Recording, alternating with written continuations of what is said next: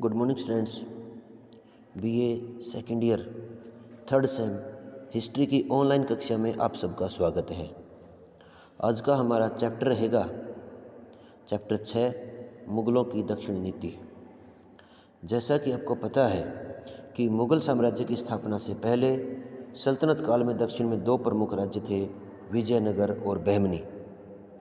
15वीं शताब्दी में परिवर्तन आया और विजयनगर 5 राज्यों में विखंडित हो गया, जिनमें 5 राज्य बने: अहमदनगर, बीदर, बरार, बीजापुर व गोलकोंडा। और विजयनगर राज्य अपना अस्तित्व बनाए हुए था। अकबर के शासनकाल में मुग़ल साम्राज्य उत्तरी भारत में पूर्ण रूप से स्थापित हो चुका था। अकबर ने विस्तारवादी नीति अपनाई और उसने दक्षिण की ओर बढ़ने का प्रयास किया। अकबर के प्रयासों को शाहजहाँ के काल में महत्वपूर्ण सफलता मिली। उसने बीजापुर, गोलकोंडा व अहमदनगर को जीतकर कर्द राज्य की स्थापना की। औरंगजेब ने दक्षिण को सीधे अपने अधिकार में लेने की नीति अपनाई, लेकिन वह संघर्षों में उलझा रहा। अब हम अध्ययन करेंगे बाबर व हुमायूं व दक्षिण में उनकी नीति। भारत में मुग़ल साम्राज्य का संस्थापक बाबर था। उसने 1526 से 1530 तक 4 लड़ाइयाँ लड़ी, लेकिन वह उत्तर भारत से बाहर नहीं सोच पाया।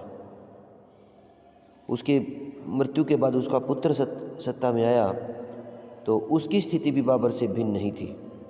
उसे भी लगातार असफलताएं मिल रही थी। वह 1540 में भारत को छोड़ने पर भी मजबूर हो गया था।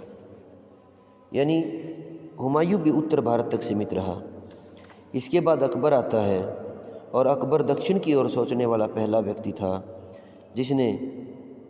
उसने जिस तरह की विफल परिस्थितियों में अपना राज्य पाया, तो उसकी यह मजबूरी भी थी कि वह अपनी शक्ति को उत्तर में ही लगाए। जब उसने अपने आप को सुरक्षित महसूस किया, तो वह दक्षिण की ओर चला। उसने 2 उद्देश्यों से उसने दक्षिण को जीतने की नीति बनाई। एक तो अकबर की दक्षिण की भौगोलिक, राजनीतिक, आर्थिक स्थिति से वो परिचित था। वो अपनी साम्राज्यवादी सोच के तहत वो दक्षिण में अधिकार करके राजनीतिक दृष्टि से सुरक्षित होना चाहता था। दूसरा, दक्षिण भारत की राजनीति में एक अन्य पुर्तगाली शक्ति अपना महत्व बढ़ा रही थी, जो आगे चलकर मुग़ल साम्राज्य के लिए खतरा बन सकती थी। इसलिए भी वह दक्षिण की ओर गया। अकबर व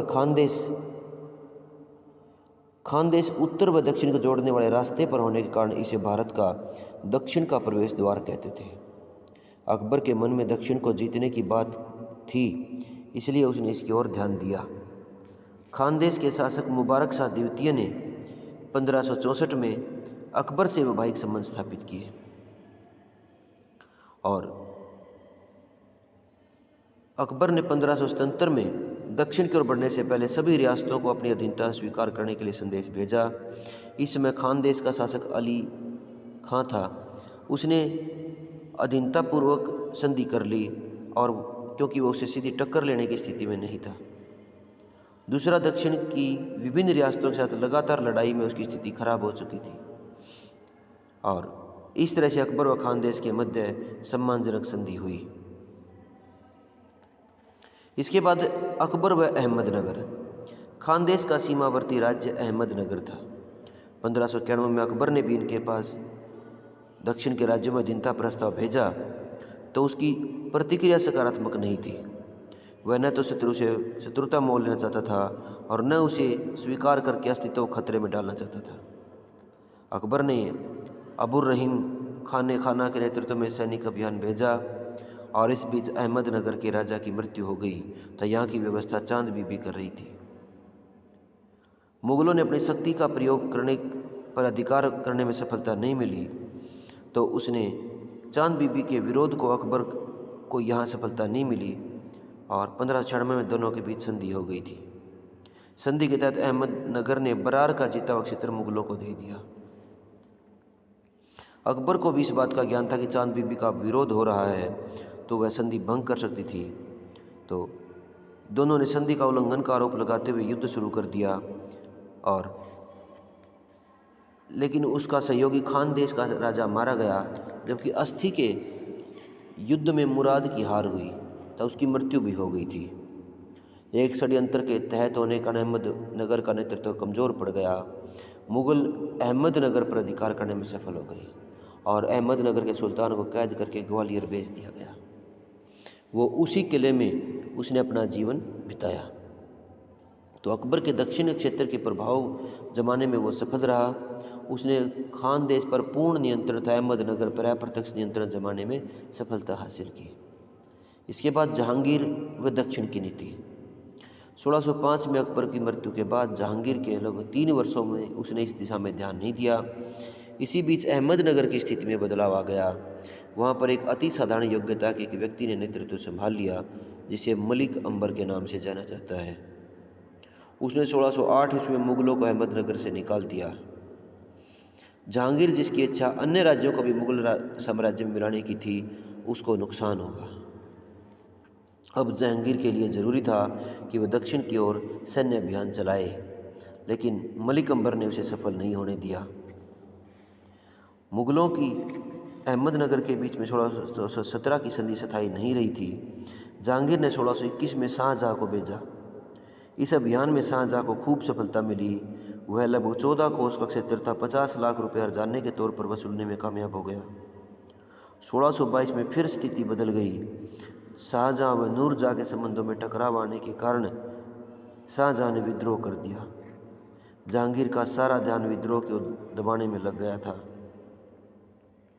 इसी बीच मलिक अंबर की मृत्यु के बाद अहमदनगर की शक्ति कमज़ोर हो गई, परंतु जहांगीर उसका लाभ नहीं उठा सका। कुल मिलाकर जहांगीर की दक्षिण नीति में सफलताएं व असफलताएं दोनों मिश्रित थी, लेकिन इसमें सफलताएं अस्थायी थी।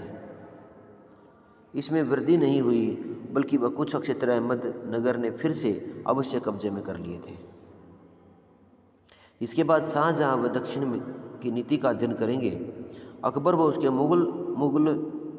उसके पश्चात के मुग़लों ने दक्षिण की ओर विशेष ध्यान दिया।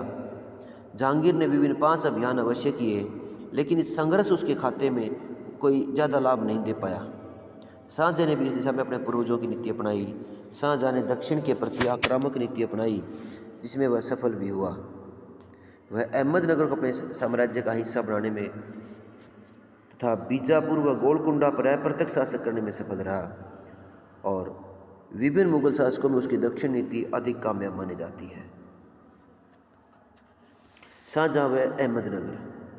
शाहजहाँ ने 1600 ईस्वी में अहमदनगर के कुछ क्षेत्रों को मुग़ल साम्राज्य में मिलाया। उसके बाद जहांगीर अपने शासनकाल में संघर्ष के उपरांत भी अकबर से आगे नहीं बढ़ पाया। इस दिशा में शाहजहाँ ने कदम बढ़ाया। उसने खाने जहाँ लोधी को दक्षिण का सूबेदार बनाया, परंतु वह निजाम शाह से मिल गया, तो दक्षिण की बागडोर महावत खां को सौंप दी गई। शाहजहाँ ने दक्षिण में उभर रही शक्ति मराठों के मुखिया शाहजी भोसले को भी 5000 का मंसूब व पूना की जागीर देकर अपनी ओर कर लिया। इसके कारण कुछ अन्य दक्षिण के सरदार व मराठे भी शाहजहाँ के पक्ष में आ गए। इस तरह से शाहजहाँ ने अहमदनगर का अभियान शुरू करने से पहले तैयारी भी अच्छी की थी, तो अहमदनगर को अलग अलग भी कर दिया था।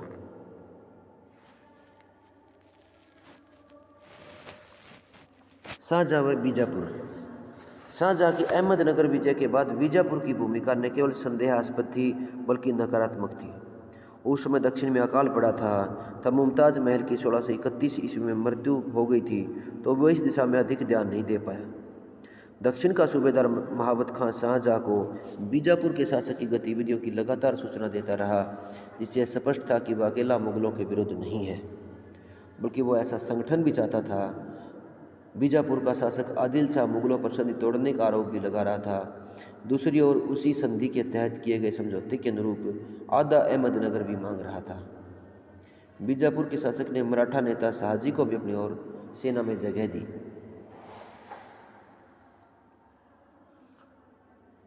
1635 ईस्वी में शाहजहाँ स्वयं दक्षिण में गया और उसके मन में यह बात पूरी तरह से स्पष्ट हो गई कि बीजापुर को जीते के बिना मुग़लों का स्थायित्व नहीं हो सकता। उसने मराठों को धन देकर अपनी ओर किया, जिससे उसकी शक्ति का प्रयोग करके शाहजी भोसले से भी मित्रता स्थापित करने में योजना बनाने लगा, लेकिन उसे सफलता नहीं मिली। लेकिन शाहजी भोसले के साथ ही मराठों को उसके पास आने से शाहजी की शक्ति कमज़ोर हो गई थी।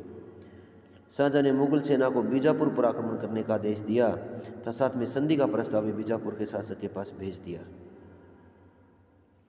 उसके शासक के संधि प्रस्ताव को स्वीकार कर लिया, परंतु संधि की शर्तें पहले वाली नहीं थी।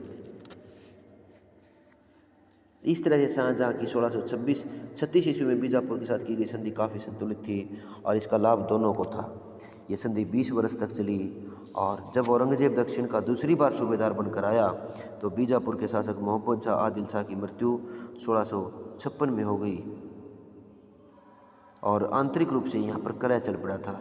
औरंगजेब ने इसका लाभ उठाना चाहा और उसने 1657 में बीजापुर पर आक्रमण करके उन्हें हरा दिया तब बीदर था कल्याणी तक के क्षेत्रों पर कब्जा कर लिया। बीजापुर को पूरी तरह से मुगल साम्राज्य में शामिल कर लिया जाए, औरंगजेब की इच्छा थी, लेकिन शाहजहाँ ने मना कर दिया। इसी बीच शाहजहाँ बीमार हो गया।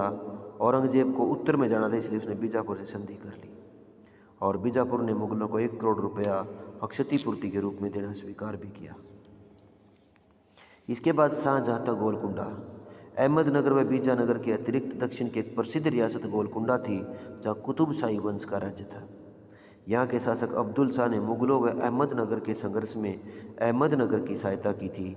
वह मराठों को भी अप्रत्यक्ष रूप से सहयोग कर रहा था। औरंगजेब ने एक फरमान जारी करके यहाँ के शासक को अधीनता मानने व अहमदनगर व बीजापुर के मामलों में हस्तक्षेप न करने तथा मराठों की सहायता न करने के लिए कहा। उसने इन शर्तों को न मानने पर मुगल सेना से मुकाबले के लिए भी तैयार रहने को कहा।